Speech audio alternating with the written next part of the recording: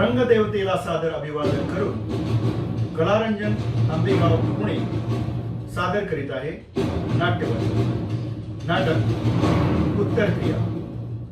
लेखक स्वातंत्र्यवीर विनायक दामोदर सावरकर. नाट्यवाचक बादशाह शाह गणेश पाठक. इंग्रज वकील बिपिन दप्तरदार. पेशव्यांचे वकील यशवंतराव महेश सोनवणे आणि चौकदार उमेश कारवेकर.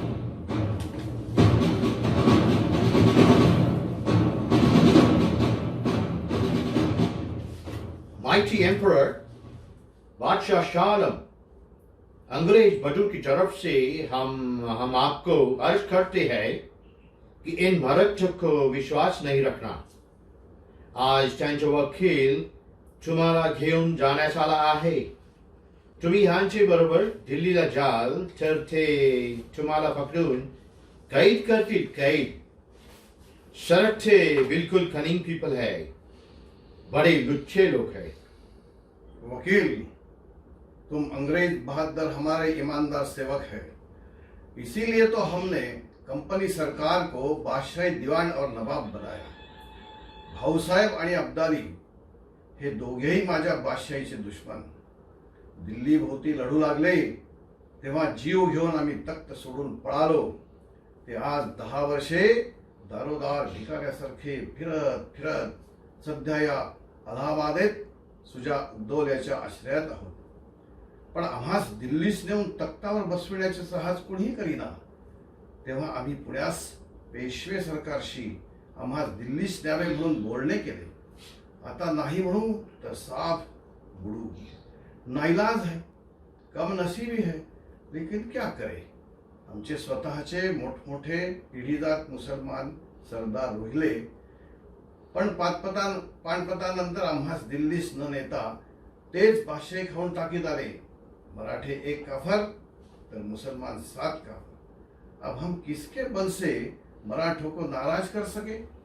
हमारे इंग्रज बहादुर के बल से अभी भी मुस्लिम सल्तनत ये काफर मराठों के हाथ से बच सकती है. जस्सी पठाण आणि रोहिले मुस्लिम पण तुमचे दुश्मन. मराठा हिंदू तर तुमचा दुश्मनच. पण आम्ही अंग्रेज ना हिंदू ना मुस्लिम, म्हणून तुमचे खरे दोस्त.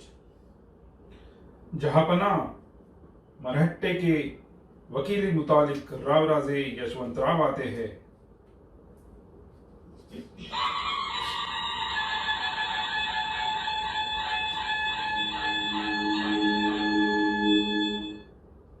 आना दे उनको.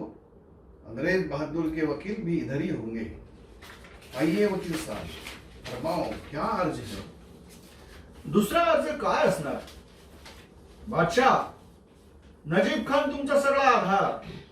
स्वभावे केवळ सर्प, पण मराठ्यांच्या पोलादी टाचेखाली पुरता ठेचला जाऊन शेवटी मरणी गेला आहे. आणि असे असताना सुद्धा आता कोणाचे बळावर बादशाह मराठ्यास मिळवून दिल्लीस येण्यास विलंब लावतात ते स्पष्ट सांगावे, नाहीतर आजचे आज बादशाहांनी आमचे बरोबर निघावे. बस, तिसरी गोष्ट नाही. हा यशवंतराव, तुम्ही कोणाशी बोलत आहात. प्रत्यक्ष तुमच्या बादशहाशी असले बंडखोर वाटतात. शेम शेम. मोगल बादशाहाशी किती मर्यादेने वागावे हे मराठास स्वतःच्या इंग्रजी जान बादशहास भाल्याच्या कचित पकडणाऱ्या आणि चार्ल्स बादशाह फासावर लटकवणाऱ्या तुम्हा इंग्रजांनी शिकू नये. साहेब, बादशाहांनी आम्ही एकमेकांशी वाटेल तसे वागू, तो तुमचा प्रश्न नाही. क्यों नहीं, आम्ही मराठ्यांचे दोस्त, पण बादशहाचे पण दोस्त. दोस्तीच्या नात्याने आम्ही तुम्हाला चांगले तेच सांगतो. तेव्हा दिल्लीस बादशाह नेऊन बसवण्याचे बळ तुमच्यात आहे असे बादशाह कसे वाटावे. जे फट्टे होईल त्याच्या बळावर पुढे जावे, तोवर इथेच राहावे असे मराठ्यांचे मत आहे. मराठ्यांनी आजच बादशाह नेण्याची जबरदस्ती केल्यास कंपनी सरकारची मराठ्यांवर इतराजी होईल अशी मला भीती वाटते.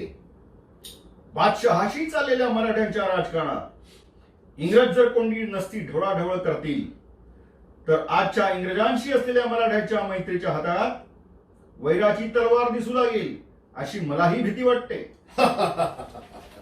यशवंतराव, ती मराठ्यांची तलवार मुसलमानास दाखवा, तिला ते भीतील. पण आम्ही ब्रिटिश, आम्ही तिला भीत नसतो. तुम्ही हिंदू, तुम्ही फाटाफूट झाले, तुम्ही सगळ्यांचे गुलाम, मुसलमानांचे देखील स्लेव. पण ब्रिटन कुणाचेही स्लेव झाले नाहीत पूर्वी आणि आजही झालेले नाहीत. ब्रिटन आज कोणाचे गुलाम झालेले नाही तर महाराष्ट्रही आज कोणाचा गुलाम नाही. पण ब्रिटन पूर्वी कधीच कोणाचे स्लेव झालेले नाही ही तुमची घमेंड निदान मला तरी सांगू नका. साहेब, मी तुमचा देश पाहून आलेलो आहे. तुमच्या घराचे किती वासे पोकळ आणि किती भक्काम ते मोजून आलेलो आहे. आज अवाढव्य हिंदुस्थानातील हिंदू लोक जातपात प्रांतभेदाने फाटाफूट झालेले आहेत. पण अशी फाटाफूट झालेली हिंदुस्थानची ही दुर्बलता देखील निदान आज तरी राज्यशक्ती तुमच्याहून सबळ आहे. ज्याला खुमखुमी असेल त्याने हिंदुपती मराठ्यास आडवे येऊन पहावे. वेल वेल यशवंतराव, मराठ्यांचा बाहू हिंदुस्थानात जरी आज इंग्रजाहून समर्थ असला तरी तो उद्याही तसाच राहील काय? राहीलही आणि नाहीही राहणार. प्रत्येक उद्याचा अंत अस्तात होतो आणि प्रत्येक अस्ताचा अंत उद्यात होतो. आजच्या रोटीबंदीने, समुद्रबंदीने, जातीबंदीने जखडलेले हे हिंदू राष्ट्र त्या बेड्या तोडून उद्या एक अत्यंत प्रबल असे एक राष्ट्र होईलही. आज अटकेपर्यंत चढून जाऊन त्याने जसे मुसलमानांच्या आक्रमणापासून महाराष्ट्र वाचवले तसे समुद्रबंदीची, रोटीबंदीची बेडी तोडून लंडनला जाऊन उद्या ते हिंदुस्थानही वाचवू शकतील. साहेब, इंग्लंडहून तुम्ही हिंदुस्थानात येता हे जर संभवनीय आहे तर मुंबईहून आम्ही इंग्लंडला जाणे असंभव्य का असावे? Oh, but the moment a Hindu crosses the sea, he ceases to be a Hindu. पण मी पण साता समुद्रापार जाऊन आलेलो असलो तरी हिंदूच राहिलो आहे. उद्या अनेक हिंदू माझ्याच मताचे होणार नाहीत कशावरून? Well, well, Yashwantrao, we have met here neither as historians not prophets, but as practical men to deal with practical politics of today. बरोबर यशवंतराव, जर मराठे स्वतःच एवढे सबळ समजतात तर ते या मुसलमान बादशाह दिल्लीस का नेतात? ते सोडा. शहा आलम बादशाह आज तरी उभ्या हिंदुस्थानात सबळतम असलेल्या या मराठ्यांच्या बाहूचा आधार घेऊन उठा, दिल्लीस चला आणि बाबराच्या तख्तावर नुसते बसण्याचा तरी जो मान अजून तुम्हास उरला आहे तो उपभोगा. हा मराठ्यांचा प्रबळ बाहू, हे बादशाह शाह आलम मैत्रीसाठी मी पुढे करीत आहे. बोला, तो मित्राचा म्हणून धरता की वैराचा म्हणून? आता एका शब्दात उत्तर द्यावे. मित्रादास म्हणून. मराठे बेशक बहादुर है, रखेंगे तो मेरी बादशाही वे ही जीती रख सकते हैं.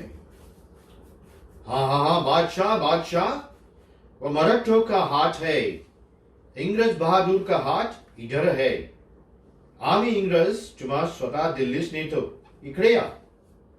मराठे हिंद पर बादशाही करना मानते हैं, मगर हम अंग्रेज कुछ नहीं मांगते. या खुदा, अकबर औरंगजेब के तख्त के मैं मालिक, मेरी यह क्या दुर्दशा हो रही है. अब क्या करूं? यशवंतराव, रोहिले हमारे मुस्लिम, उनको हम नहीं छोड़ सकते. त्यांचा मराठे पराभव करीतो तरी आम्ही तुमच्या बरोबर येऊ नये हेच ठीक. ठीक तर ठीक. बस, शहा आलमला बादशाह म्हणून हा आमचा शेवटचा मुद्रा. करार तुम्ही मोडला. आता दिल्लीच्या तख्तावर मराठे वाटेल त्यात बसवतील, वा कोणात बसवणार नाही, वा स्वतःच बसतील. हे निघालो आम्ही. सबूर सबूर. यशवंतराव, ऐकून तर घ्या. जाने दो उनको, जाने दो. जहापना जहापना, गुनाह माफ. आई खबर पहुंचाना हमारा फर्ज ही है. क्या कहूं, आफत आफत. मराठों की और बंगश हाफिजों की बड़ी करार लड़ाई हुई।